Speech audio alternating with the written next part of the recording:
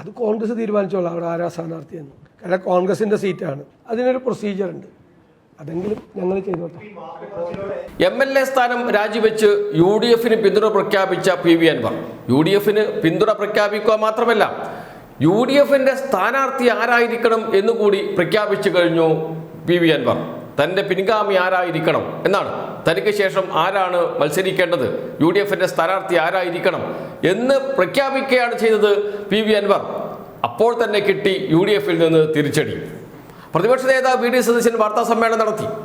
അദ്ദേഹത്തോട് മാധ്യമപ്രവർത്തകർ ചോദിച്ചു, ഇങ്ങനെയൊക്കെ പറയുന്നുണ്ടല്ലോ PV അൻവർ എന്ന്, VS ജോയിയാണ് സ്ഥാനാർത്ഥിയാക്കേണ്ടത്, എങ്കിൽ എൻ്റെ പിന്തുണയുണ്ട്, അദ്ദേഹം മാത്രമേ അവിടെ ജയിക്കുകയുള്ളൂ എന്നൊക്കെ പറയുന്നുണ്ടല്ലോ എന്ന് ചോദിച്ചപ്പോൾ കളിയാക്കുകയാണ്, പരിഹസിക്കുകയാണ് PV അൻവറെ VD സതീശൻ.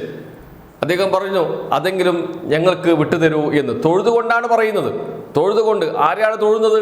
PV അൻവറെയാണ്. കളിയാക്കി പരിഹസിച്ച് തൊഴുതുകൊണ്ട് പറയുകയാണ്, അതെങ്കിലും ഞങ്ങൾക്ക് വിട്ടുതരൂ എന്ന്. അതിനു മുമ്പ് ഒരു മുന്നറിയിപ്പ് നൽകുന്നുണ്ട് PV അൻവറിനെ, ഒരു താക്കീത് നൽകുന്നുണ്ട് PV അൻവറിനെ VD സതീശൻ. അതൊക്കെ ഞങ്ങൾ നോക്കിക്കൊള്ളാം, അതിൽ ഇടപെടേണ്ട എന്ന്. ആ ഭാഗം നമുക്കൊന്ന് കേൾക്കാം. വാർത്താ സമ്മേളനത്തിലെ ചോദ്യവും ഉത്തരവും. അൻവർ പറഞ്ഞൊരു കാര്യം, അദ്ദേഹം VS ജോയിയെ നല്ലൊരു സ്ഥാനാർത്ഥിയെ അവിടെ കാണുന്നു, അദ്ദേഹം മത്സരിക്കുന്നില്ല എന്ന് പറഞ്ഞു, പക്ഷെ VS ജോയിയെ നല്ലൊരു സ്ഥാനാർത്ഥിയെ കാണുന്നു എന്നുകൂടി പറയുന്നുണ്ട്. അല്ല, അവിടെ എന്തായാലും ഉപതെരഞ്ഞെടുപ്പ് വരുമല്ലോ, അത് കോൺഗ്രസ് തീരുമാനിച്ചോളാം അവിടെ ആരാ സ്ഥാനാർത്ഥിയെന്ന്. കാരണം കോൺഗ്രസിൻ്റെ സീറ്റാണ്. ഞങ്ങൾ പാർട്ടി ദേശീയ തലത്തിൽ ആ സ്ഥാനാർത്ഥി, ഞങ്ങളിവിടെ ഇലക്ഷൻ കമ്മിറ്റി കൂടി ഞങ്ങളൊരു സ്ഥാനാർത്ഥിയെ നിർദ്ദേശിക്കും. അത് അഖിലേന്ത്യാ കോൺഗ്രസ് കമ്മിറ്റിയുടെ പ്രസിഡന്റ് അത് അംഗീകരിച്ച് ഞങ്ങൾക്ക് തരും. ഞങ്ങളത് UDF ഘടകകക്ഷി നേതാക്കളെ അറിയിക്കും. UDF സ്ഥാനാർത്ഥിയായി ആ സ്ഥാനാർത്ഥിയെ പ്രഖ്യാപിക്കും. അതിനൊരു പ്രൊസീജിയറുണ്ട്. അതെങ്കിലും ഞങ്ങൾ ചെയ്തോട്ടെ. നിലമ്പൂരിൽ അൻവർ കോൺഗ്രസ് സ്ഥാനാർത്ഥിയെ പിന്തുണയ്ക്കാമെന്ന് പറയുന്നുണ്ട്. ആര്യാടൻ ഷൗക്കത്ത് അല്ലെങ്കിൽ പിന്തുണ വേണം അല്ലെങ്കിൽ വേണ്ട എന്ന് പറയാൻ പറ്റുമോ? അല്ല, സ്ഥാനാർത്ഥിയൊക്കെ ഞങ്ങൾ തീരുമാനിക്കട്ടെ, ഞങ്ങൾ തീരുമാനിക്കും.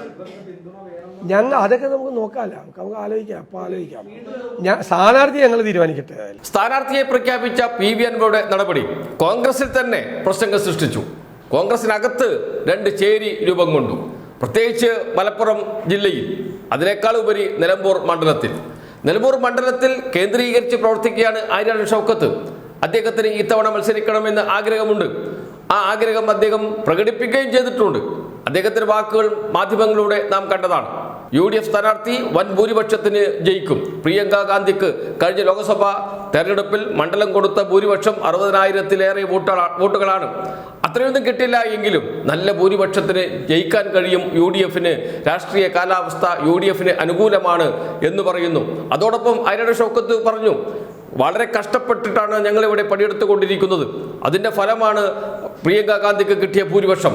വളരെ കഷ്ടപ്പെട്ട് കഠിനാധ്വാനം ചെയ്യുകയാണ് ഞങ്ങൾ ചെയ്യുന്നത് എന്ന് വെച്ചാൽ ഞങ്ങൾ ചെയ്യുന്നത് എന്ന്. അതിൽ ആരുണ്ട്? ആര്യാടൻ ഷൗക്കത്തുണ്ട്. ആര്യാടൻ ഷൗക്കത്ത് ഉൾപ്പെടെയുള്ളവർ മണ്ഡലത്തിൽ നല്ല പ്രവർത്തനം കാഴ്ചവെക്കുന്നു. അതിൻ്റെ ഫലമാണ് പ്രിയങ്ക ഗാന്ധിയുടെ ഭൂരിപക്ഷം. അതുകൊണ്ട് തന്നെ ഞാൻ സ്ഥാനാർത്ഥിയായാൽ നല്ല ഭൂരിപക്ഷത്തിന് ജയിക്കാൻ കഴിയും എന്ന് പറയാതെ പറയുകയാണ് ആര്യാടൻ ഷൗക്കത്ത്.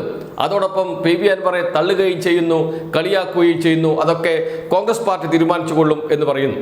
VS ജോയി സ്ഥാനാർത്ഥിയാകുമോ എന്ന് ചോദിച്ചപ്പോൾ ആര് വേണമെങ്കിലും മത്സരിക്കാം, സ്ഥാനാർത്ഥിയാകാം, പാർട്ടി തീരുമാനിക്കും, ആര് മത്സരിച്ചാലും അദ്ദേഹത്തെ പിന്തുണക്കും എന്നാണ് ആര്യാടൻ ഷൗക്കത്ത് ഇപ്പോൾ പറയുന്നത്.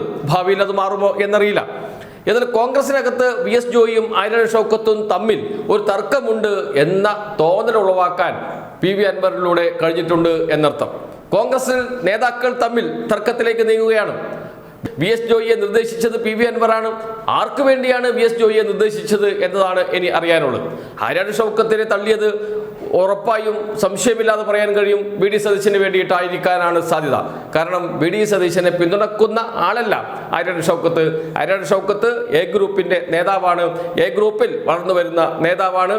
ഒരു ഘട്ടത്തിൽ KPCC നേതൃത്വത്തെ വെല്ലുവിളിച്ച് KPCCയുടെ നിർദ്ദേശം തള്ളി മലപ്പുറത്ത് പശ്ചിമേഷ്യൻ സംഘർഷം ഉയർത്തി റാലി സംഘടിപ്പിച്ച ആളാണ് ആര്യാടൻ ഷൗക്കത്ത്. അതിനെ തുടർന്ന് വലിയ അസംതൃപ്തി കോൺഗ്രസ് നേതൃത്വത്തിനുണ്ടായിരുന്നു ആര്യാടൻ ഷൗക്കത്തിനോട്. അത് മാറിയിട്ടുണ്ടോ ഇല്ലയോ എന്ന് അവിടെ നിൽക്കട്ടെ. പക്ഷേ പ്രിയങ്ക ഗാന്ധിയുടെ തെരഞ്ഞെടുപ്പ് പ്രവർത്തനത്തിൽ സജീവമായി ഇറങ്ങിയ ആൾ കൂടിയാണ് ആര്യാടൻ ഷൗക്കത്ത്.